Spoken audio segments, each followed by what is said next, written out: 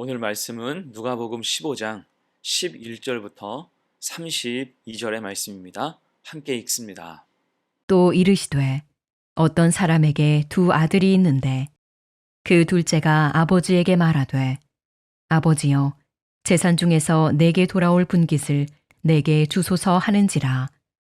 아버지가 그 살림을 각각 나눠 주었더니 그 후 며칠이 안 되어 둘째 아들이 재물을 다 모아 가지고 먼 나라에 가 거기서 허랑방탕하여 그 재산을 낭비하더니 다 없앤 후 그 나라에 크게 흉년이 들어 그가 비로소 궁핍한지라.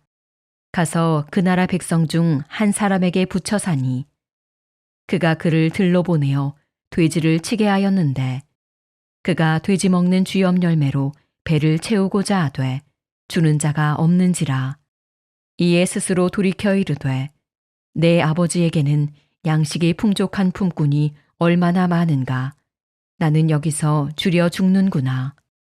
내가 일어나 아버지께 가서 이르기를 아버지 내가 하늘과 아버지께 죄를 지어 싸우니 지금부터는 아버지의 아들이라 일컬음을 감당하지 못하겠나이다.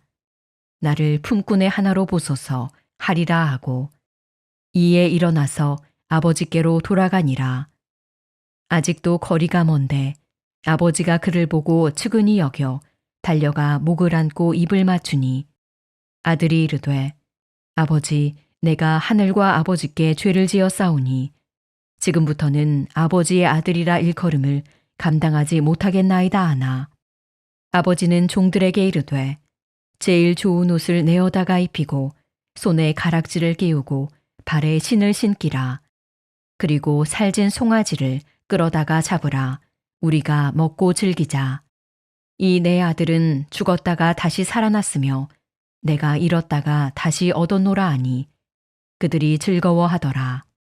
맏아들은 밭에 있다가 돌아와 집에 가까이 왔을 때에 풍악과 춤추는 소리를 듣고 한 종을 불러 이 무슨 일인가 물은데 대답하되 당신의 동생이 돌아왔음에 당신의 아버지가 건강한 그를 다시 맞아들이게 됨으로 인하여 살진 송아지를 잡았나이다 하니 그가 노하여 들어가고자 하지 아니하거늘 아버지가 나와서 권한대 아버지께 대답하여 이르되 내가 여러 해 아버지를 섬겨 명을 어김이 없거늘 내게는 염소 새끼라도 주어 나와 내 벗으로 즐기게 하신 일이 없더니 아버지의 살림을 창녀들과 함께 삼켜버린 이 아들이 돌아오매 이를 위하여 살진 송아지를 잡으셨나이다. 아버지가 이르되 예 너는 항상 나와 함께 있으니 내 것이 다 내 것이로되 이 내 동생은 죽었다가 살아났으며 내가 잃었다가 얻었기로 우리가 즐거워하고 기뻐하는 것이 마땅하다 하니라. 하나님 아버지의 마음이란 제목으로 말씀 증거합니다. 누가복음 15장에서 주님은 하나님의 마음을 설명하시기 위해서 세 가지 비유를 말씀하시죠. 어제 잃은 양 비유와 잃어버린 드라크마 비유를 봤습니다. 핵심은 7절이었죠. 내가 너희에게 이르노니 이와 같이 죄인 한 사람이 회개하면 하늘에서는 회개할 것이 없는 의인 99으로 말미암아 기뻐하는 것보다 더하리라. 아멘. 잃은 영혼을 찾았을 때의 기쁨을 말씀하셨습니다. 자, 오늘도 같은 맥락으로 잃어버린 아들에 대해서 비유로 말씀하시죠. 이 비유는 흔히 탕자의 비유로 유명합니다. 이를 통해서 우리가 생각해야 하는 하나님 아버지의 마음이 무엇일까? 세 가지로 생각해 봅니다. 첫 번째, 수단으로 생각하지 않으십니다. 오늘 말씀에서 둘째 아들은 철저히 아버지를 수단으로 생각했습니다. 아버지의 재산을 통해서 자기 인생을 펼쳐보고자 하는 생각이 있었어요. 12절입니다. 그 둘째가 아버지에게 말하되 아버지여 재산 중에서 내게 돌아올 분깃을 내게 주소서 하는지라. 자, 또한 이 아들은 나중에 집으로 돌아올 때에도 처량한 자기 신세를 면하고자 아버지를 기억했어요.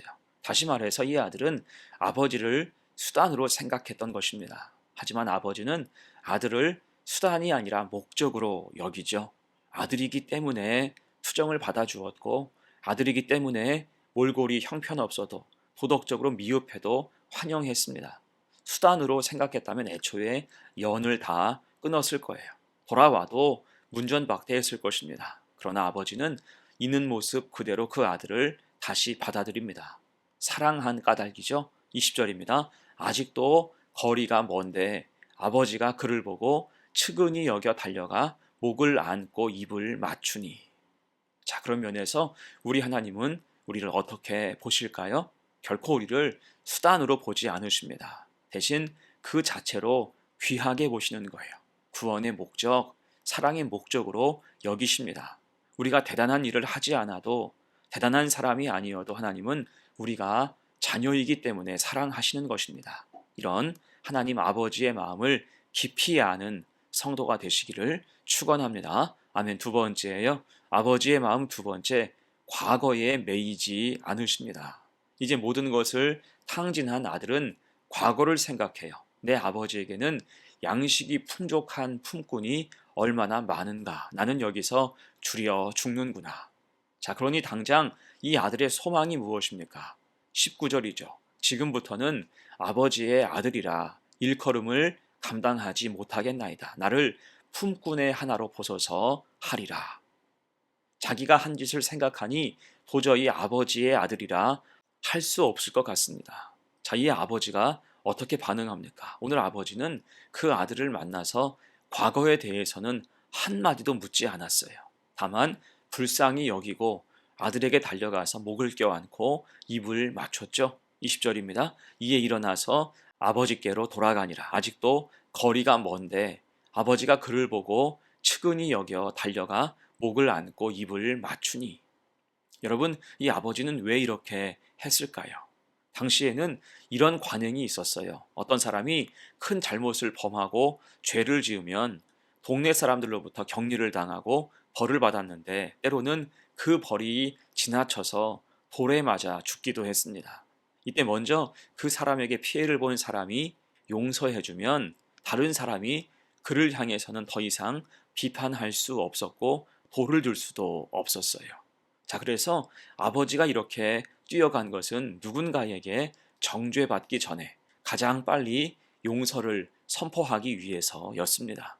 예수 십자가로 더 이상 악한 마귀가 우리를 정죄할 수 없는 것과 같은 이치인 거예요. 이렇게 아들은 자신의 과거에 매여 있었지만 아버지는 그 과거를 생각하지 않으셨지요. 아들은 자신의 과거를 보고 품꾼으로 살려고 했지만 아버지는 아들의 자격을 모두 회복시켜 주었습니다. 또 아들은 자기의 과거를 보면서 자신을 비하했지만 아버지는 그 아들을 격려하고 용기를 주며 소망을 심어줬어요. 여러분, 우리 하나님도 마찬가지입니다. 간혹 어떤 사람들은 하나님 앞에 서는 것을 두려워합니다.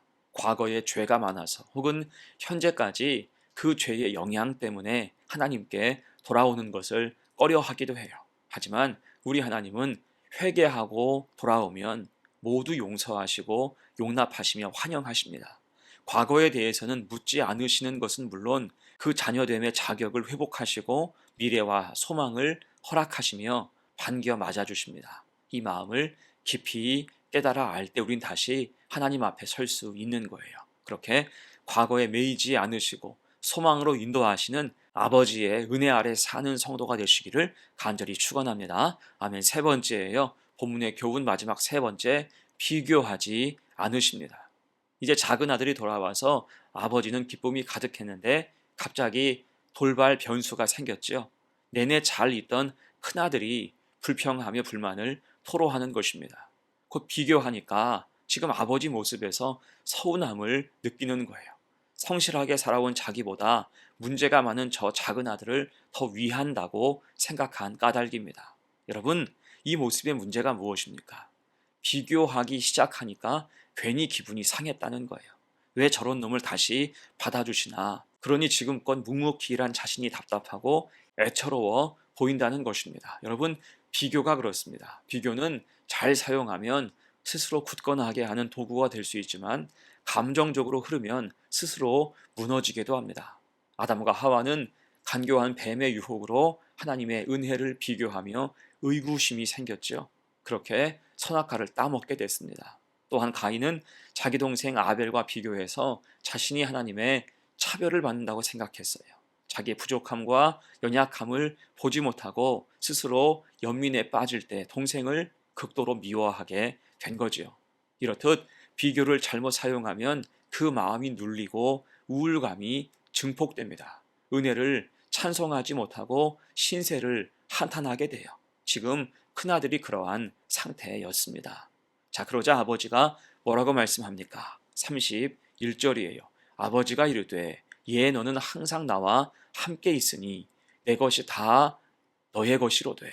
아버지는 큰 아들을 토닥여 줍니다. 그 노고를 다 안다는 거예요. 여기서도 아버지는 다그치지 않았습니다. 왜 이해하지 못하냐고 훈계하지 않았어요.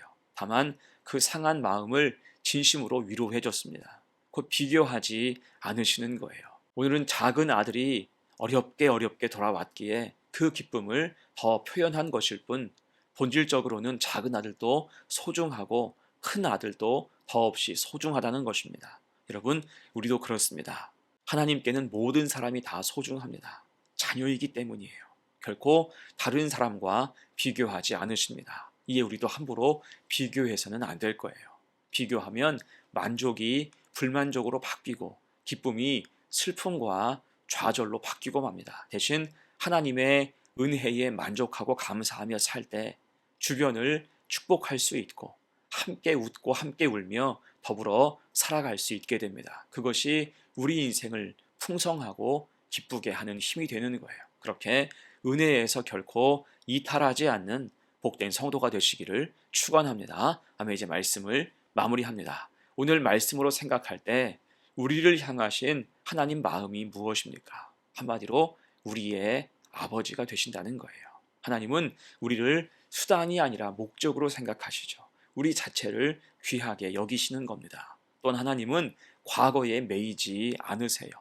회개하며 돌아오는 자의 과거를 모두 용납하시고 새 소망을 심어 주십니다. 그리고 하나님은 비교하지 않으시죠. 모두를 깊이 사랑하시며 때를 따라 도우시는 은혜와 역사가 풍성케 하십니다. 이런 아버지의 마음을 깨닫고 주님의 자녀로서 우리는 결코 이탈함이 없이 주신 사명 잘 감당하며 감사와 행복이 풍성한 삶을 사는 복된 성도가 되시기를 간절히 축원합니다. 아멘. 함께 기도합니다. 은혜로우신 하나님, 오늘 잃어버린 아들 탕자의 이야기를 들었습니다. 이 말씀 속에서 진리를 깨닫고 결코 주님 곁을 떠나지 않는 성도가 되게 하옵소서. 또한 아버지의 마음을 가슴에 새기기 원합니다. 아버지는 자녀를 수단으로 생각지 않습니다. 아버지는 과거에 매이지 않으시며 회개할 때 용납해 주십니다. 그리고 아버지는 비교하지 않으시고 그 모습 그대로 사랑하시며 축복하십니다. 이런